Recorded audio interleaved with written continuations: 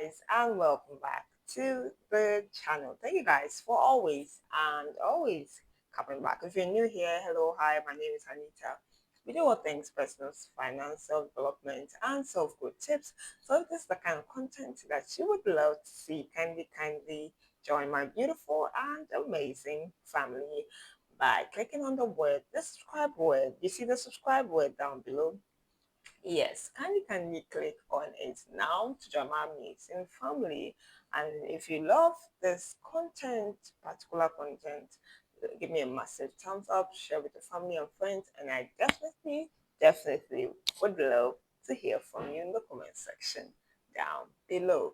Today we'll be talking about financial freedom, what really is financial freedom, and the things to do to actually be financially free in this particular year.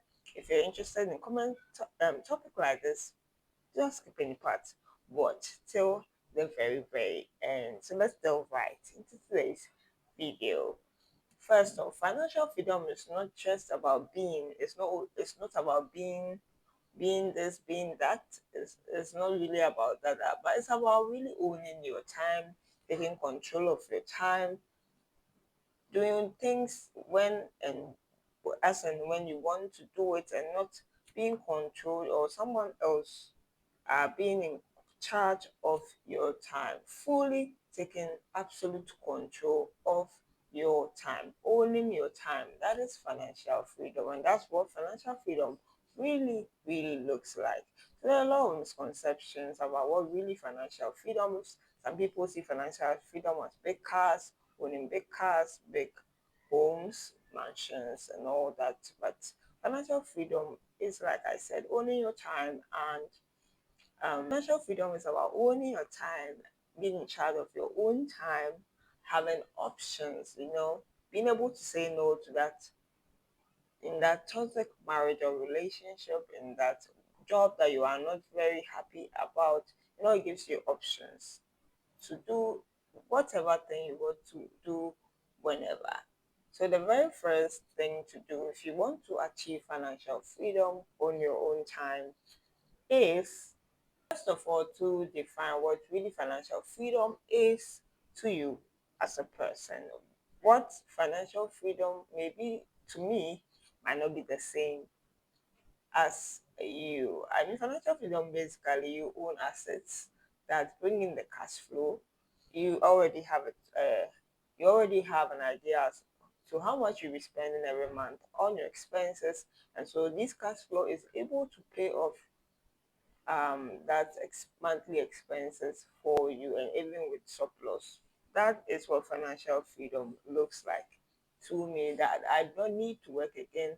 I own assets that bring in the cash flow. Like I said earlier, it's not really about the big cars, the flashy things, the external things people see outside, having all these things to impress people who don't really even care about you or like you. That is not what financial freedom is about. So we need to unlearn certain things that we think is financial freedom. So to guys, gradually detaching from a system that totally keeps you dependent. For example, working, being an employee, okay, working under someone, you are dependent on the person trading your time each and every day to gain an income or a salary at the end of the month. And so you are kind of, that's an example, you are dependent on your employer to pay you at the end of the month. So if you want to gradually be free and own your own time and not someone else owning your time, you need to gradually detach yourself. And when I say detaching yourself, I said gradually, with emphasis on gradually, because people might hear this and think that as soon as we want financial freedom, we have to stop working for someone. No, we need the money at the beginning, and so we are working for someone, but we are exploring other options that can give us cash flow. We are owning assets on the side, having businesses, side hustles on the side that will be bringing us the cash flow. So when we are able to build it with a time when it totally can pay us or even pay us more than employers are paying us, then we can safely stop working. So it's not just stop your job working for someone at once. You do it on a gradual basis till you are fully firm and ready to stop working. Number three, guys, is the uncomfortable truth about careers in this year. A lot of people are specializing in one particular field. Specialization is good, but it will come to a point where sometimes those kind of things do not really are not relevant at a particular point in time. So it is good to have other skills, other expertise, have knowledge, a little knowledge about a little bit of everything. You become highly valuable compared to someone who's just specialized in one thing. But if you have someone who has a broad horizon, has other skills, just not just specialized in one field, it really goes a long way to help you. So in this year, we want to learn high value, problem solving skills, expertise, knowledges. These things are going to go a long way to make us very attractive and valuable for people to solve problems of people in this year. Guys, in this year, if we want financial freedom, we have to take a critical look at spending, most especially emotional spending. Matters with money, okay, with regards to money, does not involve emotions. If you should involve emotions in spending, in buying, in selling, like anything, any transaction that involves money, if you should attach emotions to it, you are not going to be financially free because you need clarity. You need to really have a clear eye when with regards to money. And so we do not want to do any emotional spending this year. If you're excited, you go and buy things you think you want or you need, but it's not really the case. Do not attach emotions, happiness, sadness, mood.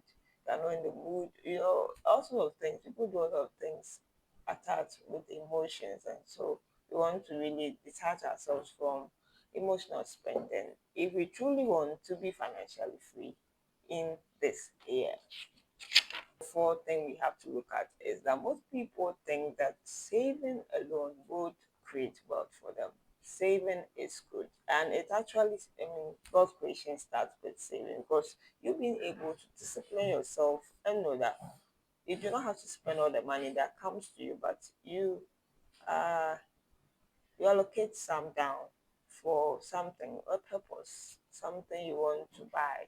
That is a good start and a good way to go. But if we really want to go and multiply our monies, we need to not just save the money, but after we have been successful in saving and putting some aside, you take that money and put it into instruments, investments that will grow your money. Investing your money is growing your money.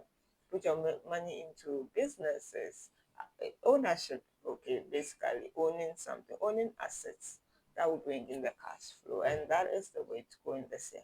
So guys, financial freedom, if we want to achieve it this year, we need to look at high problem solving skills that most people ignore, like communication, like writing, like speaking. These particular skills, if we're able to master them well, they a lot of people ignore it, but if you're able to master it well, will go a long way to make us very valuable and attract wealth. Six, guys, is to look at time. Time is a non-renewable asset, but most people just spend time anyhow.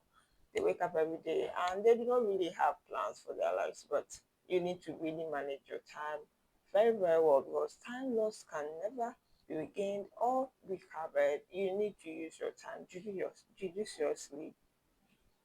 You need to use your time very judiciously and wisely to make sure that if you're learning using your time to, let's say, acquire a skill, acquire knowledge, it's a very good use of your time instead of scrolling through social media and just getting entertained. Learn something from YouTube, from my content, from other people, depending on the content you are very interested in. Make sure you learn something every day and become better than you were yesterday. Seven, guys, we have to look at risks. I mean, life is full of risks, but a lot of people are afraid to actually go into investment because they see that it is risk. Uh, it is very risky for you to put your money into investment because a lot of people are afraid of losing their monies. But for example, like your pensions that you pay every month or your employer pays on your behalf, those people use your monies to invest in stocks and bonds, and they are all risky ventures, but they still take that because the higher the risk, without things being equal, the higher their returns. And so instead of you entrusting someone else with your money to do it for you, why don't you also, with the little money you have, just start small and take that risk and be able to acquire or create wealth on the side for yourself. Just an example, apart from your pensions or retirement fund, you can also own assets that will be bringing the cash flow when you still retire and stop working. Number eight, guys, is why consistency beats intensity every time. I mean, for example, investments, if you start small, you start very early enough, and you are very consistent over a long period of time, every time you are doing the investment, come rain or shine, it will always beat you starting later and putting in large sums of or large lumps of money. Doing the math, you would see that if you started early, the magic of compounding would be working on your behalf compared to someone who started later. So the key word here is start small with whatever you have and be consistent in investing. It will pay off in the future as compared to later, even if you put in large amounts of money. Now, guys, the creating financial freedom or wealth is a lonely part. It's actually a very important part that a lot of people do not want to embark on. And so, if you want to truly do that, you might not have people who would be in the same page on the same page with you, and so you might be lonely sometimes. But it's rather it's best to be lonely and be doing the right thing than follow the crowd and be missing it totally. And guys, is to redefine what success or financial freedom really looks like for you before it's too late.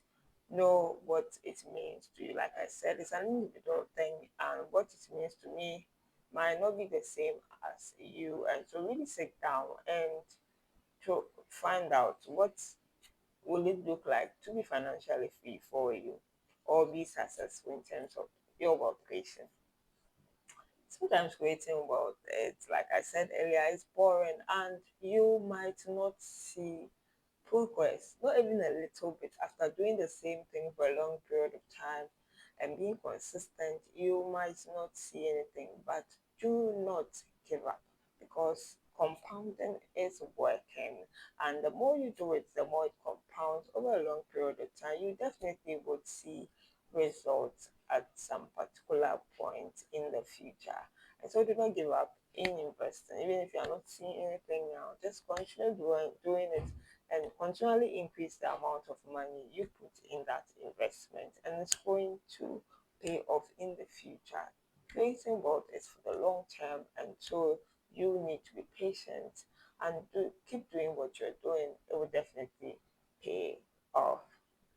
So in wealth creation or being financially free, the environment is very important. The people around you, not to say cut them off, but know the circle of people you mostly associate with because they are going to have an influence on you. Make sure you find yourself in people who have the same mindset as you. Detach yourself from systems, triggers, social media that's going to trigger you in spending instead of investing. All these things they go a long way to help you in your world creation journey. Guys, if you love this content, give me a massive thumbs up, subscribe, and like. Share with your family and friends. Do also check out my previous videos and watch out for the next one. The Lord bless and keep us all. It's bye for now. See you in the next one.